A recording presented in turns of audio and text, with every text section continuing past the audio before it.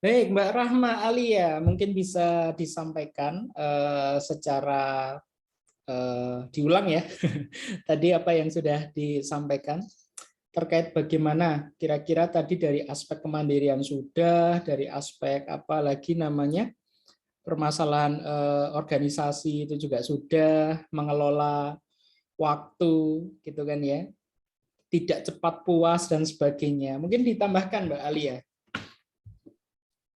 Ya, kalau dari saya untuk yang kelas 9 mulai dari sekarang itu pasang target gitu loh Pak. Jadi misal mau ke SMA mana, kita juga harus nyesuaiin sama standar SMA itu. Misalnya kita mau ke SMA 3, nggak mungkin kan kita males-malesan belajar, kita juga harus ngejar nilai untuk masuk ke sana. Kita harus rajin membaca aja Pak. SMA-nya itu kayak gimana, di sana gimana nilainya, minimal berapa untuk masuk ke sana. Untuk karena kita pakai ASPD, yaitu kalau dapat soal yang susah mungkin dicatat, ntar kalau udah selesai tryout atau itu bisa ditanyain ke guru.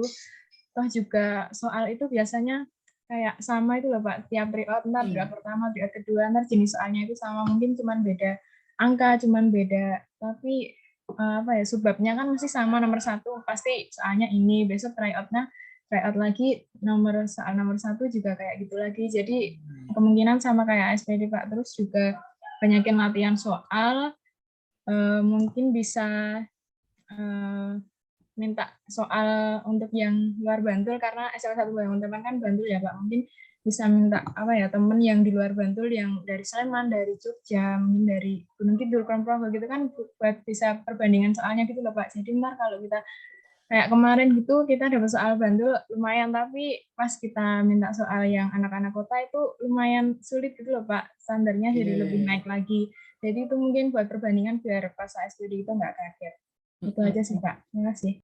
Ya, betul. Jadi salah satu ikhtiarnya adalah memasang target ya. Karena kalau misalkan target itu kan berarti sesuatu yang paling tidak menjadi acuan utama.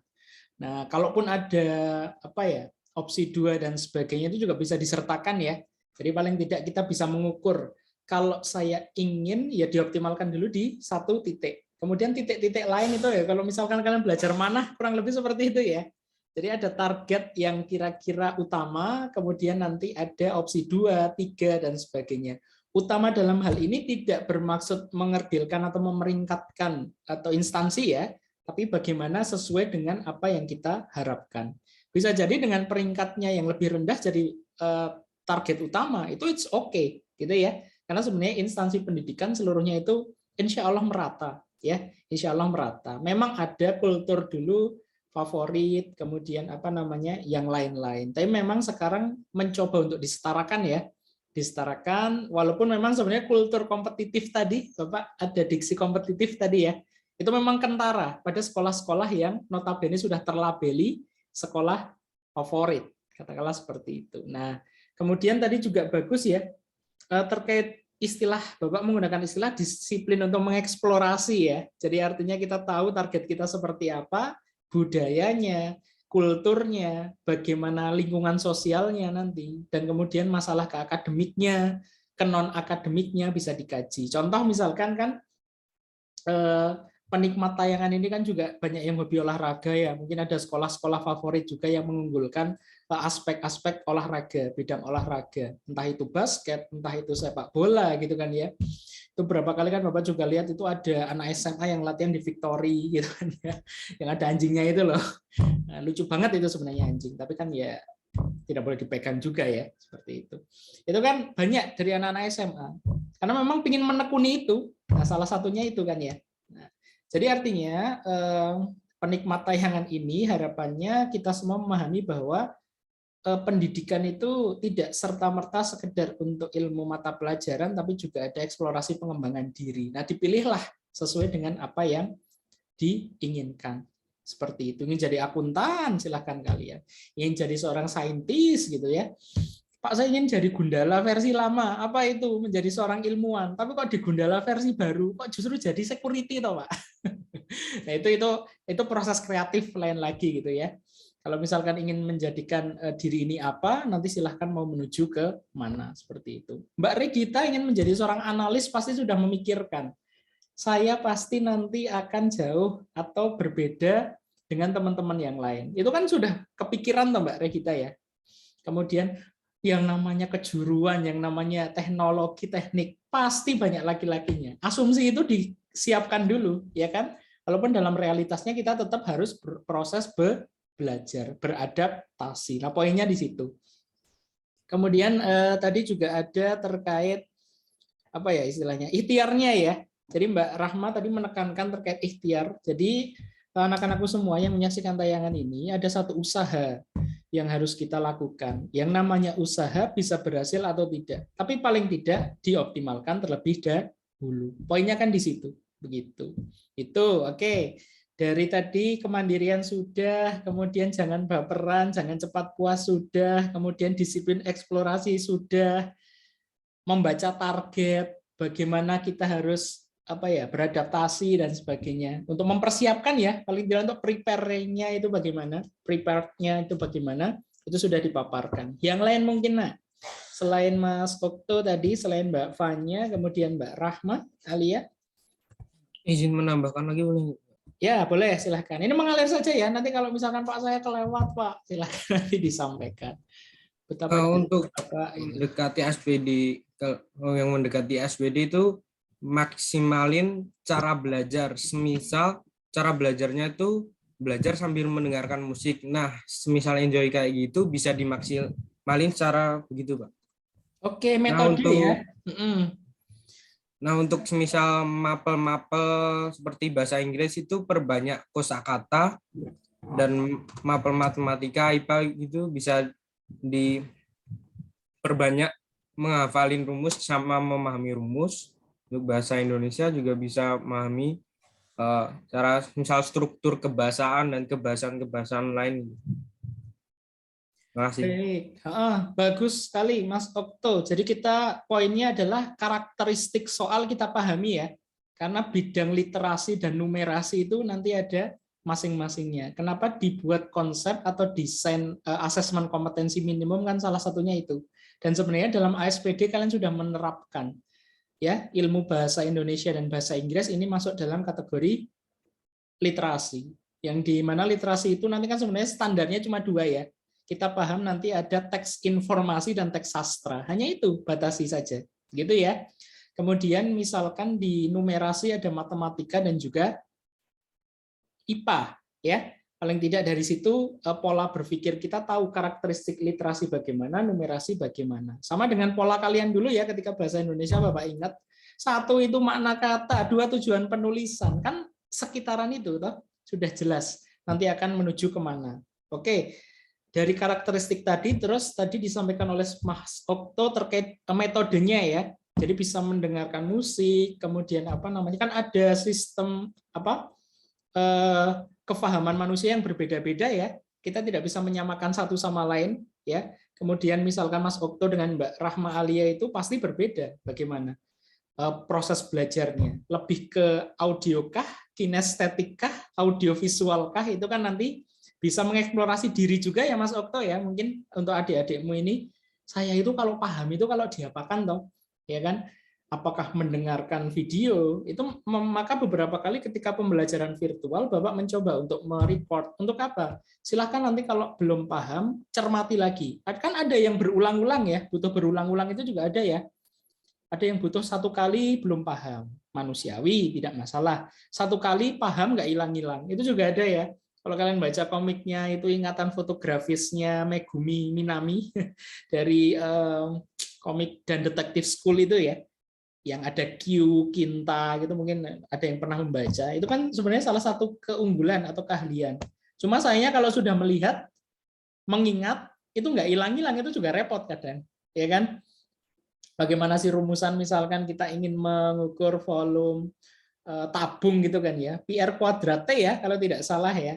Ya kalau kerucut saya lupa apa. Itu kan bangunan cuma sepertiganya, kalikan saja sepertiga. Itu kan sebenarnya metode-metode sederhana ya, yang bisa kita ketahui dan juga bisa kita pahami. Oke, bagaimana kalau misalkan mengukur Q, MC kali delta T. Jadi bagaimana penulisan delta T dalam konteks apa? Bagaimana kecepatan sama dengan jarak dibagi waktu. Itu kan bagaimana proses kita memahami ya. Nah, nanti dalam AKM itu juga dijelaskan ya, kalau kalian kelas 11 besok ataupun juga adik-adikmu yang akan menjalani, oh ya, SMP 1 terpilih menjadi salah satu sampel sekolah PISA ya, yang coba kalian dulu pernah, ya berkat kalian juga. Salah satu hasil yang dicapai itu kan sehingga melabelkan SMP 1 menjadi sampel, salah satu dari sekian banyak sampel yang ada di Jogja. Di Bantul itu cuma 4, salah satunya ada di SMP 1 Bangun Tapan. Sampel bisa memahami informasi, menemukan informasi, lalu merefleksi dan mengevaluasi. Soalnya sama kalau misalkan kalian mungkin cermati ada beberapa bapak ibu gurumu ya yang mencoba membuat soal dalam konsep UK. Jadi United Kingdom, soal-soalnya seperti itu. Jadi membaca PISA itu kan seperti itu. Soal dikasih. Sama pilihan ganda kompleks mungkin kalian sudah pernah menemukan belum ya? Pilihan ganda kompleks. Jadi misalkan jawaban yang benar itu A dan C. Kalau kalian jawab A saja, ya salah. A dan B, ya salah. A dan C baru benar. Misal seperti itu. Itu pilihan ganda kompleks yang diduplikasi dari situ. Nah, itu tadi penting sekali, karakteristik. Kemudian cara belajar atau metodenya itu juga penting. Oke, udah banyak sekali. Bagus. Kemandirian, nak. Kemudian jangan baperan, nak. Kemudian apalagi jangan cepat merasa puas. Kemudian ada lagi tadi terkait target, disusun sedemikian rupa, eksplorasinya harus bagus. Kemudian tadi yang terakhir adalah bagaimana karakteristik soal dipahami, kemudian bagaimana metodenya. Betul seperti itu ya anak-anak ya? Oke, silakan pandangan lain. Yang lain mungkin, atau mau menambahkan juga boleh, silakan. Pak, ya silakan, Andin. Saya fokusnya pada saat hanya SPD-nya itu ya Pak. Itu sebelum berangkat kalian usahain sebelum H-1 kalian malamnya salat tahajud itu benar-benar bikin hati sama pikiran jadi benar-benar jernih, kayak fokus gitu loh Pak. Jadi bikin fokus. Terus sebelum berangkat kalian harus usahain sholat duha dulu dan minta restu kedua orang tua. Kemudian pada saat di sekolah, kalian tuh usahain jangan banyak bicara, jangan teriak-teriak, jangan lari-lari kemana-mana. Soalnya kalau kalian suka teriak terus lari-lari kemana, tanya-tanya temen sana sini, itu bakal bikin pikiran kalian jadi pecah, jadi kayak lupa, jadi bikin yang udah dihafalin bakal hilang gitu Pak. Jadi usahain kalau sampai sekolah kalian diam, nunggu waktunya, kalian duduk di kursi terus sambil baca materi. Kalau usahain jauh dari keramaian, soalnya supaya bisa lebih fokus baca soal-soalnya gitu. Terus kalau pas di ruangan ujiannya kalian jangan tengok sana sini, karena itu bisa bikin waduh temanku kok ini santai banget, kok aku tegang banget. Itu jangan tengok sana sini, soalnya bikin kita jadi mentalnya tegang banget, jadi kayak dredeg gitu Pak. Kalau aku dulu sih gitu Pak. Terus kalau ada temen yang kayak ngajak, Andin sini yuk, sini, kayak ngajak kumpul, terus kumpulnya itu tuh nggak belajar tapi mah bicara tuh aku nggak mau Pak. Jadi setiap mau ulangan saya memisahkan diri gitu loh Pak. Terserah teman saya mau teriak-teriak sana, lari-lari ke sini, itu aku terserah Pak. Aku memisahkan diri dari teman-teman, terus aku baca-baca soal tuh benar-benar bantu pada saat kita mau ujian. Soalnya bisa pikiran kita jadi benar-benar terjaga, nggak jadi lupa seketika lupa ingatan gitu Pak. Jadi usahain jangan banyak bicara pas mau ulangan gitu Mbak. Soalnya bisa bikin pikirannya jadi pecah gitu. Itu sih Pak tipsnya kalau mau ulangan. Betul sekali. Seperti tadi istilah yang Bapak gunakan ya, gunakan perspektif langit terhadap seluruh peristiwa yang ada di bumi. Kita sudah mengikhtiarkan dengan baik, ya kan? Dan sekali lagi kalau sudah usaha dengan baik, ya kita serahkan atau bertawakal kepada Yang Maha Kuasa. Nah, kalau ketika seorang Muslim ya, salah satu yang bisa dilakukan selain sholat wajib, kemudian rawatib dan sebagainya terkait sholat tahajud ini, ya karena memang salah satu fadilahnya ya, salah satu keutamaannya itu adalah untuk bisa ya ketenangan hati jelas, pahala jelas, tercatat dalam kategori orang-orang yang saleh juga jelas. Tapi setiap apa yang kita panjatkan insya Allah akan dikabulkan. Apalagi di sepertiga malam terakhir itu tidak boleh lupa. Tadi kita sudah membahas ikhtiar panjang, lebar, kemudian kita jangan lupa juga perspektif tawakal. Kita berserah diri, jangan sombong. Saya sudah menguasai berapa rumus matematika, saya sudah menguasai berapa teks yang ada di bahasa Indonesia, bahasa Inggris. Kemudian bagaimana rumusan di IPA, pepsin, renin, HCl, amilase, lipase, tripsin, dan sebagainya kita sudah hafal gitu kan ya. Katakanlah sel menuju organisme, sel jaringan organ, sistem organ-organisme. Tapi kepandaian atau ilmu itu karena Allah atau Tuhan kita ridho. Gitu ya. Jadi karena ada keridoan di situ. Karena dalam proses itu kita juga mencari keberkahan ya. Jadi kalian berproses itu berkah, gugur dosa-dosa kalian, berpahala juga untuk Bapak Ibu kalian, ya kan? Bagaimana memfasilitasi proses belajar yang manfaat ke depannya. Jadi selama proses itu silahkan kalian juga tidak lupa untuk meminta ini ya, doa Bapak Ibu, karena tidak tahu kita doa dari mana yang akan dikabulkan. Ya kan? Kita sudah berusaha berdoa, barangkali ada penghalangnya, ibaratnya gelas ini ya. Misalkan kemudian kita tutup botolnya, kita mau isi air, tek tek, itu nggak bisa karena terhalang ini. Jangan-jangan dosanya. Yuk banyakin istighfar dan sebagainya. Ini dibuka, siapa tahu yang buka ini justru malah doa dari Bapak Ibu. Nah, wallahu a'lam bishawab. Kakak biasanya berantem, biasanya nggak akur, diminta doanya Mas, Mbak, aku mau ujian. Misalkan gitu ya, anak-anak semua, seluruhnya ini pengalaman yang sudah dibagikan kakak-kakakmu sungguh luar biasa.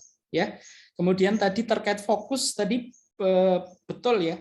Jadi memang kita tidak bisa untuk kan ada karakter anak-anak itu yang memang bisa belajar dengan tenang. Ada juga yang bisa rumpi, kemudian bisa juga untuk ilmunya itu juga masuk. Kalian silahkan bereksplorasi ya, adik-adik dari kakak-kakakmu ini bagaimana supaya menemukan pola belajar yang baik, bagaimana pola belajar yang sesuai, bagaimana pola belajar yang nyaman, seperti itu. Itu kalian nanti yang bisa tentukan. Seperti tadi Mbak Andin bercerita ya terkait pengalaman ingin fokus kok malah diajak ngobrol. Itu memang fenomena yang sering muncul Mbak Andin. Jadi memang dari situ kita bisa temukan satu kesimpulan bahwa memang dalam setiap target yang tadi disampaikan Mbak Rahma itu pasti tidak seluruhnya lancar ya. Pasti akan ada halangan-halangan, pasti akan ada cobaan-cobaan gitu. Nah, silahkan nanti penikmat tayangan ini juga bisa mengelola bagaimana yang pengelolaan manajemen belajar yang baik seperti itu. Wah, dah lengkap sekali nih sebenarnya catatannya.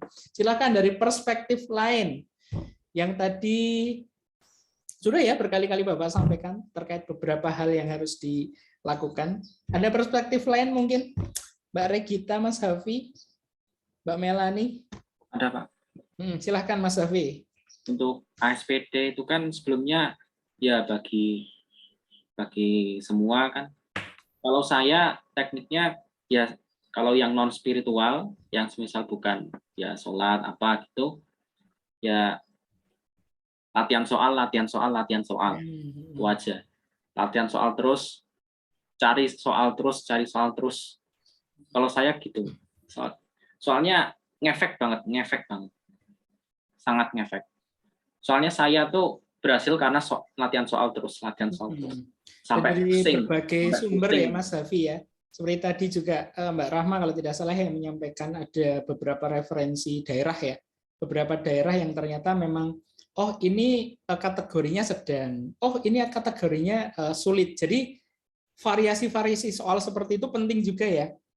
Artinya kita bisa tahu penguasaan itu tidak hanya sekedar yang mudah. Walaupun selalu ada rumor ya, ketika pelaksanaan hari H ASPD atau UNBK dulu, itu pasti jauh lebih mudah daripada tryout. Kenapa? Karena memang didesain supaya kalian paham yang lebih kompleks, dan ketika menemukan yang levelnya diturunkan, itu nanti bisa lebih lancar. Gitu.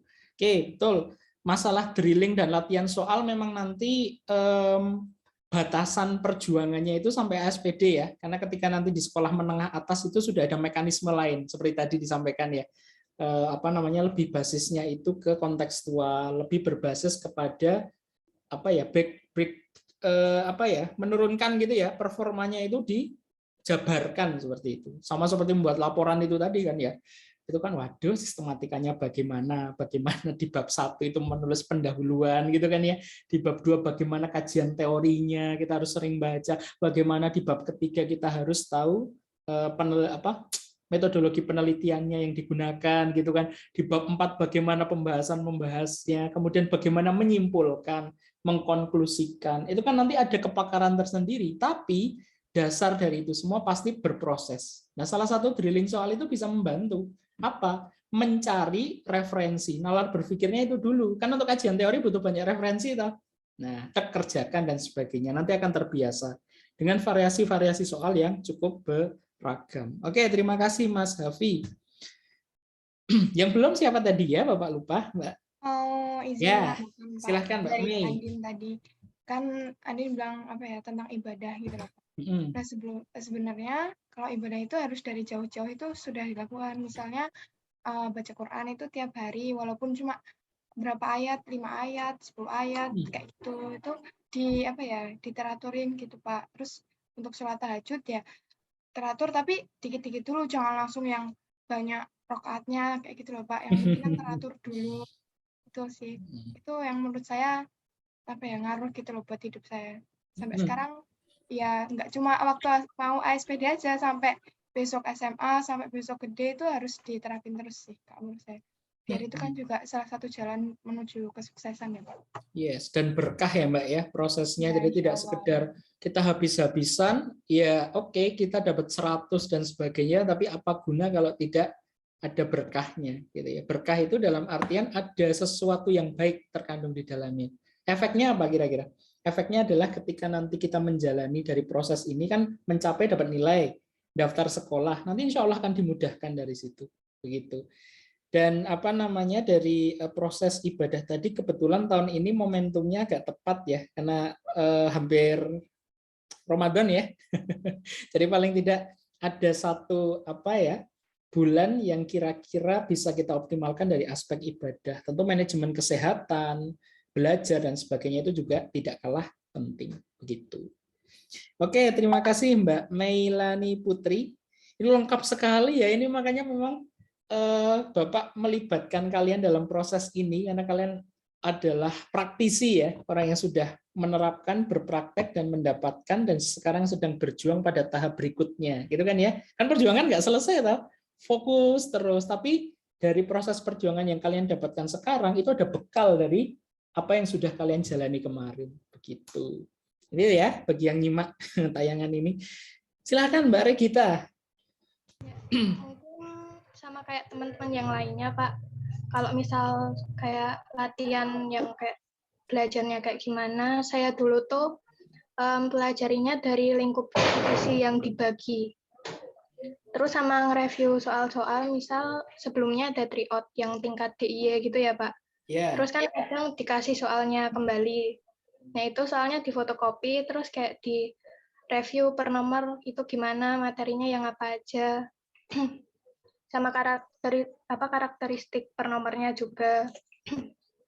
Terus untuk yang spiritual juga sholatnya, berdoanya yang banyak, terus minta restu kedua orang tua juga gitu. Jadi ini lumayan ya, akhirnya jadi menyimpulkan ada 2 aspek. Pertama itu dari ikhtiar dan juga tawakal tadi ya.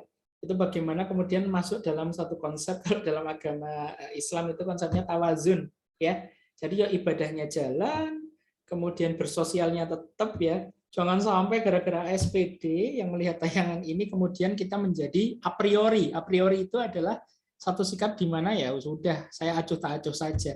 Bapak Ibu tidak diajak komunikasi, malam Minggu, kemudian hari Ahad misalkan itu malah digunakan untuk belajar saja. Ya, membangun ritmenya itu sewajarnya. Bisa ya seperti itu ya.